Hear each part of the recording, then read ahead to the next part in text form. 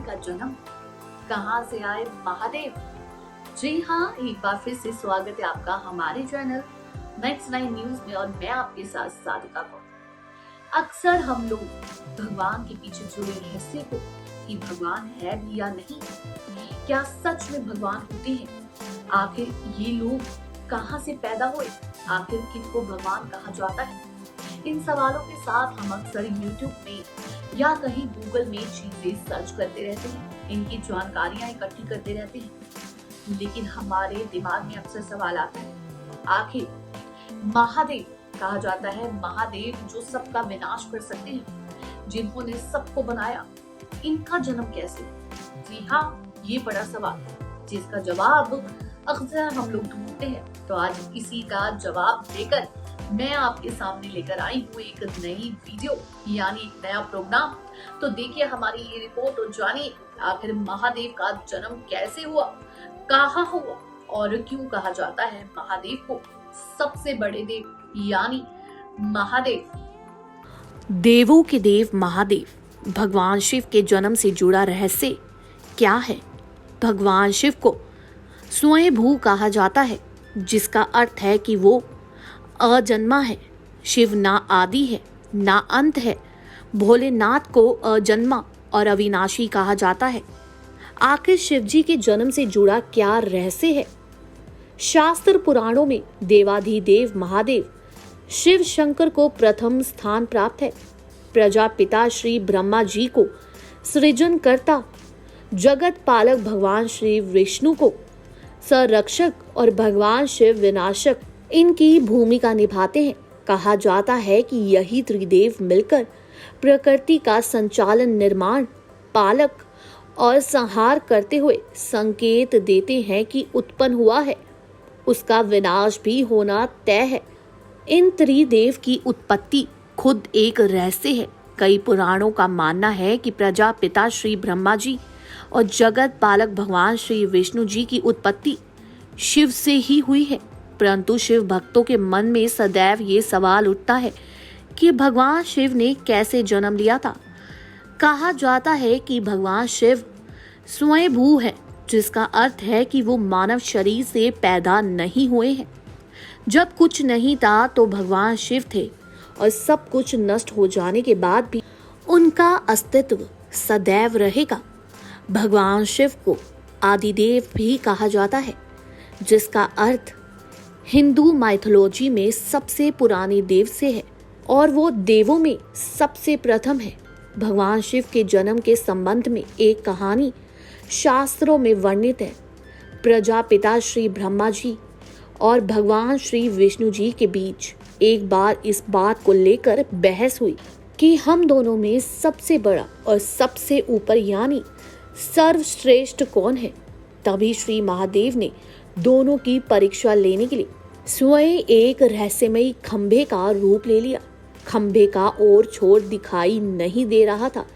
तभी श्री ब्रह्मा जी और श्री विष्णु जी को एक आकाशवाणी सुनाई दी और उन्हें खंभे का पहला और आखिरी छोर ढूंढने के लिए कहा गया। इसके बाद ब्रह्मा जी ने तुरंत एक पक्षी का रूप धारण कर और खंभे के ऊपरी हिस्से की खोज करने निकल पड़े और भगवान विष्णु जी ने वराह का रूप धारण किया और खंभे के आखिरी छोर को ढूंढने निकल पड़े। दोनों ने बहुत प्रयास किया लेकिन असफल रहे। दोनों ने हार मान ली तो भगवान शिव, जो कि विशाल खंभे के रूप में थे, अपने वास्तविक रूप में प्रकट हो गए। तब श्री ब्रह्मा जी और श्री विष्णु जी ने माना कि इस सकल ब्रह्मांड को एक सर्वोच्च महाशक्ति चला रही है और वो महाशक्ति स्वयंभू श्री भगवान महादेव शिव हैं। खंभा प्रतीक रूप में भगवान शिव के कभी ना खत्म होने वाले स्वरूप ही बाद में शिवलिंग के रूप में पूजा जाने लगा, ऐसी पौराणिक कथा है। वहीं भगवान शिव के जन्म के विषय में इस कथा के अलावा और भी कई कथाएं हैं। शिव जी के 11 अवतार माने जाते हैं और इन अवतारों की कथाओं में रुद्रा अवतार की कथा प्रमुख मानी जाती है। कुम्र पुराण के अनुसार जब सृष्टि को उत्पन्न करने में ब्रह्मा जी को कठिनाई होने लगी और रोते हुए उन्होंने देवाधिदेव महादेव को पुकारा ब्रह्मा जी के आंसुओं से भूत प्रेतों का जन्म हुआ और मुख से रुद्र उत्पन्न हुआ। रुद्र भगवान शिव के अंश और भूत प्रेत उनके गण यानी सेवक माने जाते हैं। इस प्रकार शिव की कृपा से सृष्टि का निर्माण हुआ। वहीं शिव पुराण के अनुसार भगवान शिव को स्वयंभू यानी स्वयं उत्पन्न हुआ माना जाता है। शिव पुराण के अनुसार एक बार जब भगवान शिव अपने टखने पर अमृत मल रहे थे, तब उससे भगवान श्री विष्णु जी पैदा हुए। वहीं संहारक कहे जाने वाले भगवान शिव एक बार देवों की रक्षा करने हेतु जहर पी लिया था और नीलकंठ कहलाए गए। कहा जाता है कि भोले बाबा भगवान शिव अपने भक्तों पर प्रसन्न हो जाएं तो मन की सारी मनोकामनाएं पूरी कर देते हैं। तो ऐसे हैं भोले बाबा महादेव। कहा जाता है कि भगवान शिव स्वयंभू हैं, जिसका अर्थ है कि वो मानव शरीर से पैदा नहीं हुए हैं। जब कुछ नहीं था तो भगवान शिव थे और सब कुछ नष्ट हो जाने के बाद भी उनका अस्तित्व सदैव रहेगा। कहा जाता है कि इनका नाम विनाशक इसलिए रखा गया क्योंकि ब्रह्मा को इन्होंने सृष्टि बनाने में मदद तो की ही, वहीं इन्होंने कहा कि जब इस कलयुग का या फिर किसी भी युग का नाश होगा तो मेरे हाथों ही होगा।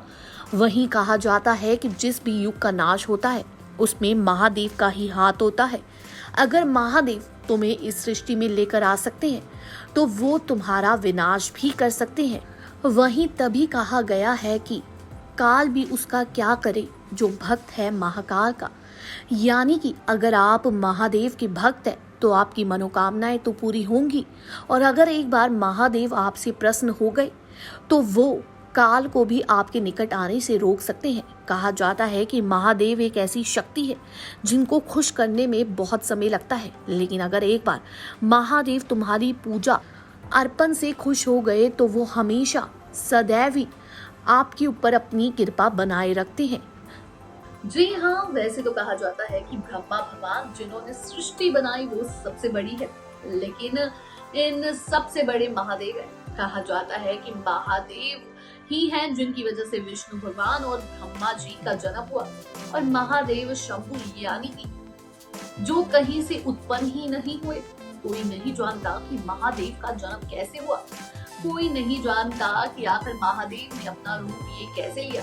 जहाँ विष्णु भगवान के जन्म का प्रतीक है, वहीं ब्रह्मा भगवान की भी जन्म की कहानी है, लेकिन महादेव के जन्म की कोई कहानी नहीं है, ना कोई कथा है। बस ये कुछ कथाएं हैं, कुछ रहस्य हैं जो महादेव से जुड़े हुए हैं, शिव जी भगवान से जुड़े हुए हैं।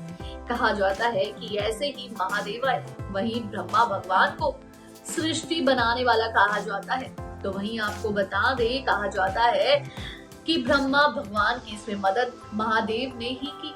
महादेव ही हैं जिनकी वजह से ब्रह्मा भगवान ये सृष्टि बना पाए। महादेव ही हैं जिनकी वजह से आज हम जीवित हैं, और महादेव ही हैं जिनकी वजह से हम लोगों का अंत भी हो सकता है। अगर जानकारी अच्छी लगी हो, वीडियो अच्छी लगी हो तो चैनल को सब्सक्राइब करें और बेल आइकन दबाना ना भूलें। धन्यवाद।